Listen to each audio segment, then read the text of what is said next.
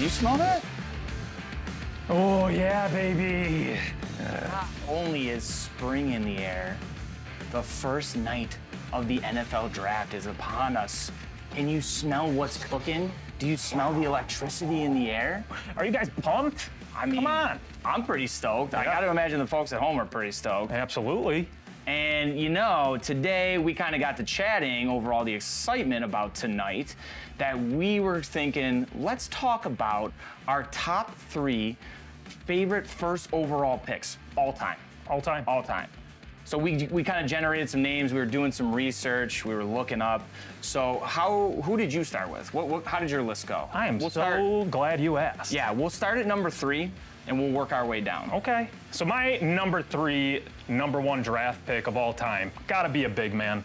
Everybody knows the big men in the trenches, they make dreams come true. So how about this 6'7" monster back in 1997, Orlando Pace.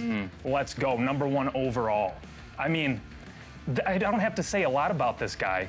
He was an absolute freak. He was an integral part, some might say a cornerstone, of the St. Louis Rams that were a Super Bowl winning team. He was a 4-time All-Pro, 7-time Pro Bowl. He blocked for not 1, not 2, not 3, well, actually, it was just 3. I'm sorry. But twice Marshall Faulk was an MVP, Kurt Warner was an MVP, and they won a Super Bowl. So let's hear it for Orlando Pace, baby. Yeah, I mean, the greatest show on turf. Yeah. I mean, I think the big men need love too. Yeah, absolutely. The greatest show on turf. You could talk about Isaac Bruce. You could talk about Torrey Holt. You can talk about Marshall Faulk. How about Kurt Warner? But I want to throw Orlando Pace in the mix. He was part of the magic.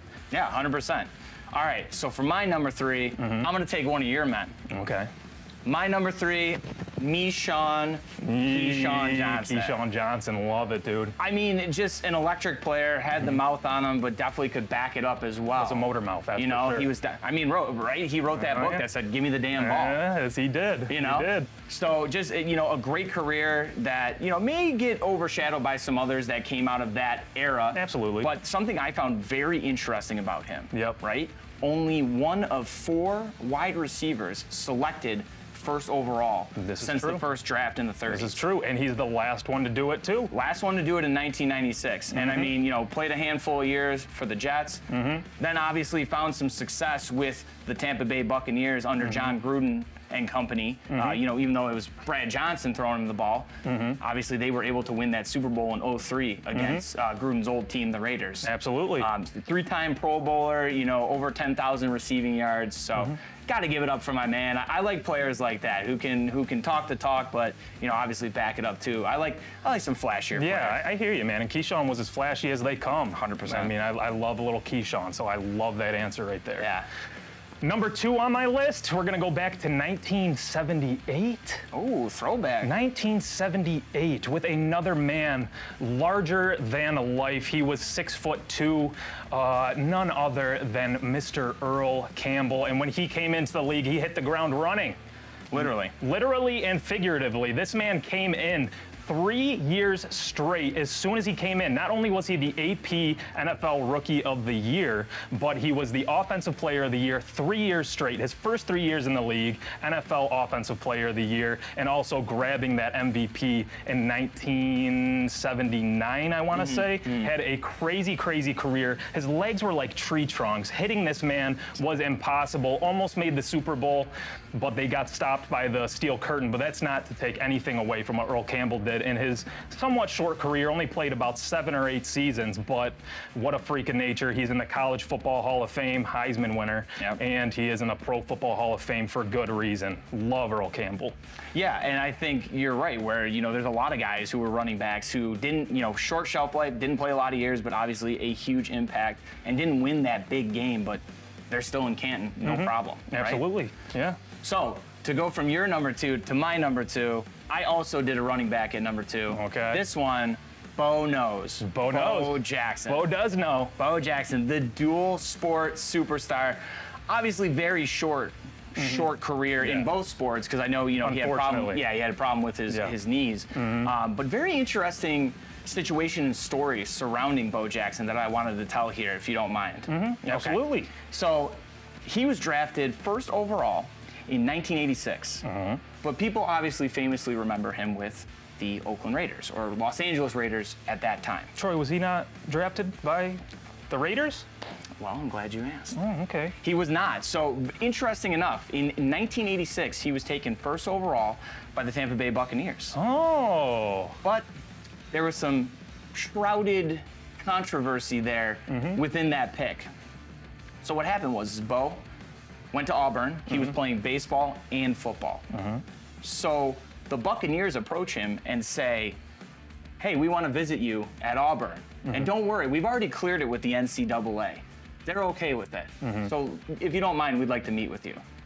So Bo says, sure, no problem. Well, long story short, come to find out, they don't get the clearance from the NCAA. That jeopardizes Bo's, senior baseball season. Can't play anymore. So he says, scoundrels. He says, basically, screw you guys. If you draft me, I'm not going to play for you. And sure enough, that's what happened.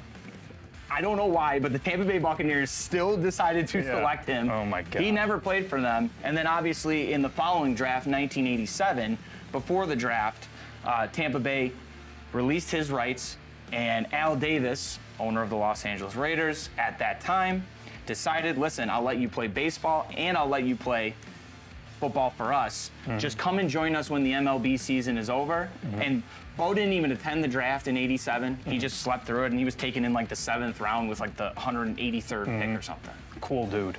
So I love Bo. One of my favorite just athletes in general of all time. He was a freak. He was a natural athlete. I don't know if you know this, but he didn't work out.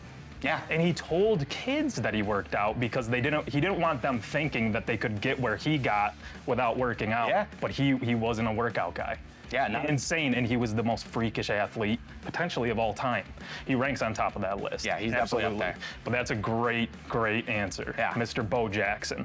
My number 1 first overall pick. As you guys can see, I am in a Jets jersey, Mr. Mark Gastineau here. So we're going to take it to the year of the Sanchez. Mark Sanchez taken in the 2009 NFL draft with the 5th overall pick, but we're going to go 4 picks before that. How about in 2009, Mr. Matthew Stafford? Loved this guy coming out of Georgia. We knew exactly what we were going to get out of him. He was a sure thing coming out of college, and he came through. He balled out for Detroit a lot of times, took a sorry franchise, brought him to the playoffs at least 3 times. I know he was 0-3. We're talking about a man, since he's been in the league, ranks top 5 in nearly every single category, but gets overlooked because he was on a very sorry franchise. Yeah. He's a 1-time Pro Bowler throughout his, 13 years in the league? Wow. But now the man has a ring. He's got a big, beautiful golden ring that is coming.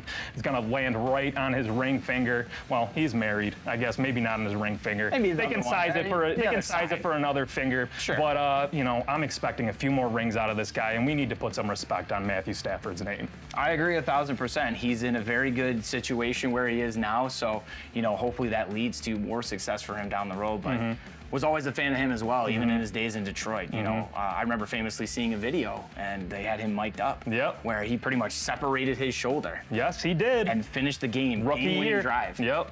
That's just a testament to the kind of player he was, and the grit he had. Absolutely. He takes so many hits and just gets back up. I don't know if you guys watched the Super Bowl this last year. He was getting pummeled time and time again, but he got up and he kept playing. Yeah. That's what I love about him. He's just tenacity, dude.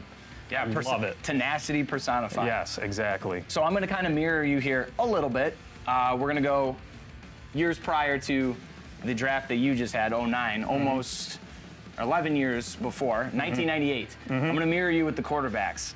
My number 1, I got to go my man Peyton Manning. Yeah, I was going to say, I think it's funny we got 96, 97, and 98 all in a row now. Pretty much covered there. Yeah.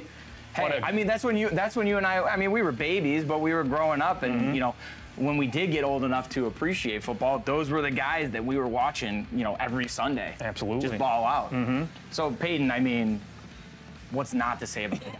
5-time MVP. Do we have to? Right. Do we have to explain it? 5-time MVP. Most touchdowns in a season with, I think it was 55. Oh my gosh, what a crazy season, too. Winning the Super Bowl with the Colts and then the Broncos.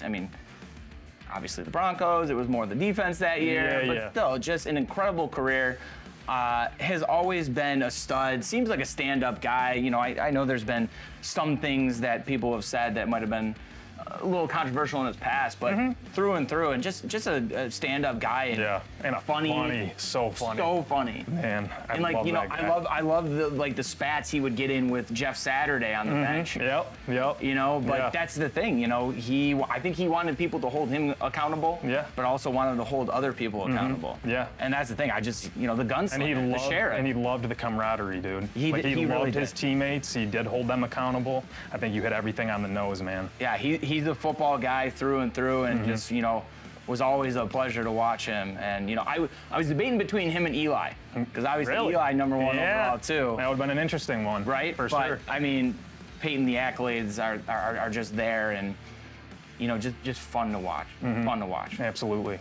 So I'm going to say, I think that's got to be the end of it for our favorite #1 overall picks. I mean, there are so many good ones throughout history, but those are the top 3 for Troy and I. Let us know in the comments what you think. Do you agree with us? Do you have other answers that you want to give? And, you know, while you're at it, comment who you think is going to be the #1 overall pick this year. Is it going to be Aiden Hutchinson? Is it going to be Neil? Is it going to be Kyle Hamilton? Who knows? We have a lot of differing opinions here, so definitely let us know what you think in the comments. Be sure to follow DA Card World on Facebook, Instagram, and Twitter for updates on all things Dave and Adams. And enjoy the draft, folks. Heisman.